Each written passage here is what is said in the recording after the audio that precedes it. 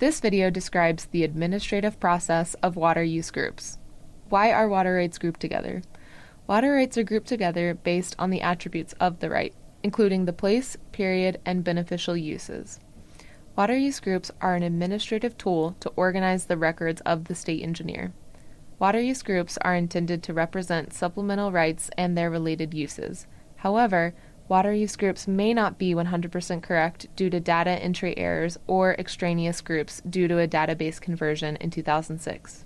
If you believe that you have found an error in a water use group, please send a written request to the State Engineer's Office requesting a review of the water right database and water right files to ensure that database entries are consistent with the water right files. The request should also include a statement as to how the submitter believes the database should be modified. So what is a water use group? A water use group is a grouping of water rights usually based on the common beneficial use of the water.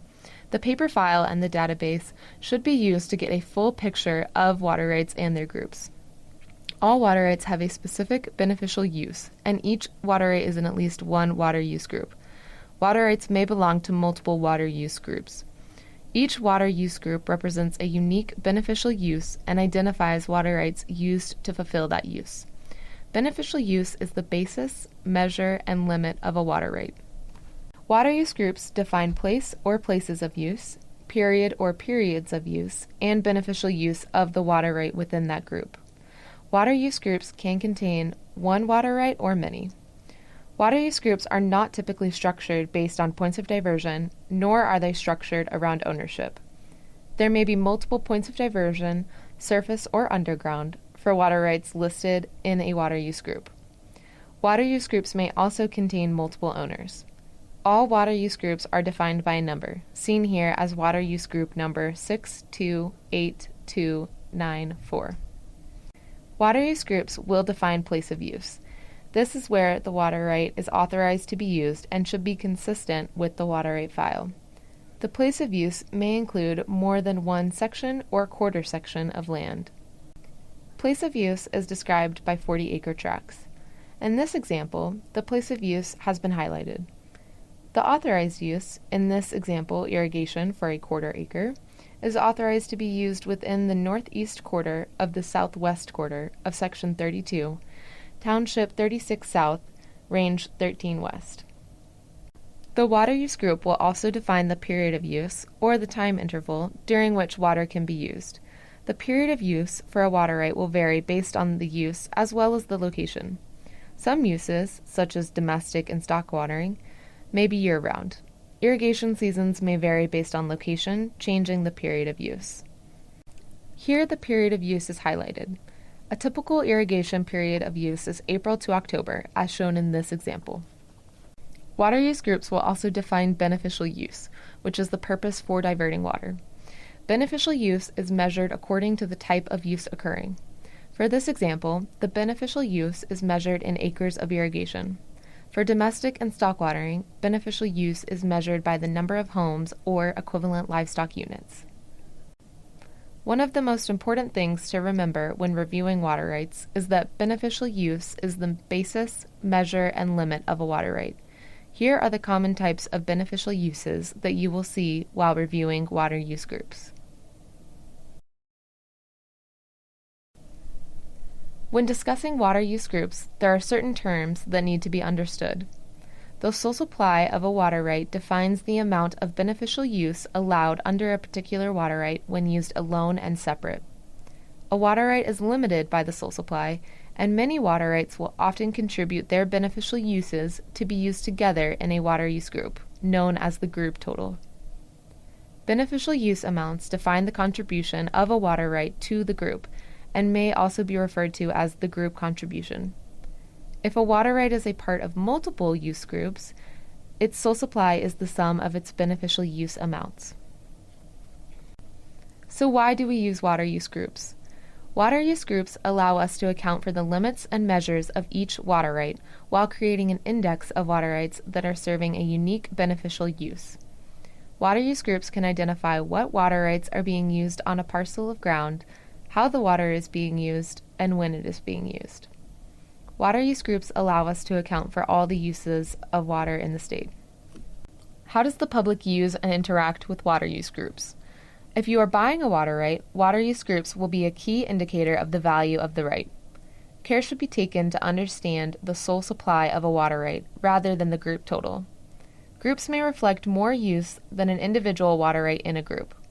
In filing a change application, only the defined sole supply limits of a water right can be changed, not the entire group or group total if more than one water right is a part of the water use group. If a sole supply has not been defined for a water right, a change application may not be filed, pending exceptions. Exceptions include municipal water rights and uses, change applications which include all water rights within a water use group, and if the nature of use is not changing. Sole supply for a water right must also be defined in order to file a segregation. The process to declare the sole supply of a water right will be covered later in this video. Here are some examples of how groups will look on our database.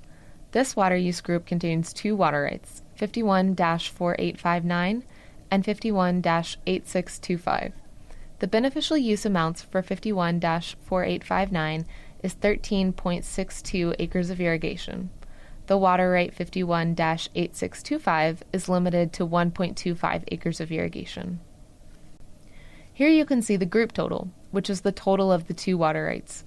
This is the maximum amount of irrigation or beneficial use in this water use group. The group total, as well as the period of use, should be consistent in our database. Here's an example of a large water use group used for a municipal system. This water use group includes all water rights used within the service area of the municipality. A water right from a different water right drainage may be included in the water use group. This could be from a municipal right, or it may be associated with a federal water project that imports water from another basin to be used as a supplemental supply for the described uses. As you begin to attempt to understand a water use group, it is important to review several types of documents. These can typically be found on the database and should always be found on the physical file. These documents will help clarify the value or limitations of the water rights within a group. For example, when checking the file, you may encounter water rights listed as supplemental. These water rights are intended to be used in conjunction with another right to perform a single beneficial use for the entirety of its designated period of use. If you find a water use group that has private water rights, as well as water rights listed from an irrigation company, this is an error that you can ask the division to correct. Shares in an irrigation company can move throughout the company's service area without a water right change application. The previous owners of the water right may have owned shares in the irrigation company that were used to supplement the use described in the group. In order to understand supplemental rights, a review of the file is necessary. Irrigation shares should now be represented through a note at the bottom of the water uses, as shown here. Now let's look at water use groups where beneficial use amounts have not been defined. Here is a water use group with a group total and period of use. However, the beneficial use amounts are listed as unevaluated acres. It is important that you define the beneficial use amounts in order to file a segregation or a change application. To define or evaluate an unevaluated group, you will need to follow Administrative Rule R655-16. If you believe our records are incorrect or incomplete, you may file a written request for corrections to be made. You may also need to file a declaration of beneficial use or an application for apportionment of beneficial use amounts. A declaration of beneficial use amounts will need to be filed to declare the beneficial use amounts of some or all of the individual water rights within a water use group. If multiple owners are present, each owner of the water rights in the group must sign. This allows the division to see that each owner agrees with the proposed quantification of the water rights. If all the owners do not sign the declaration of beneficial use amounts, the division cannot accept the proposed quantification of the water rights within the water use group. Once the declaration has been completed, signed, and submitted, the division will review and modify the water right records if everything is in order. An application for apportionment is the last method to define beneficial use amounts for water rights within a water use group.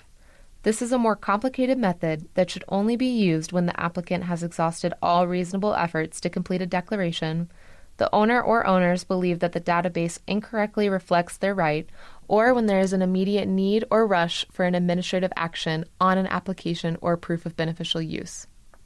An apportionment is a request to the division to review the information and make a recommendation for how the water rights should be quantified within the group.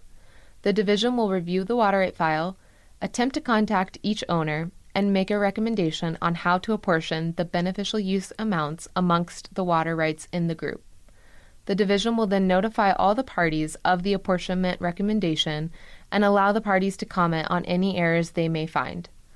This method should only be used as a final attempt to establish beneficial use amounts, as it can be lengthy and complicated.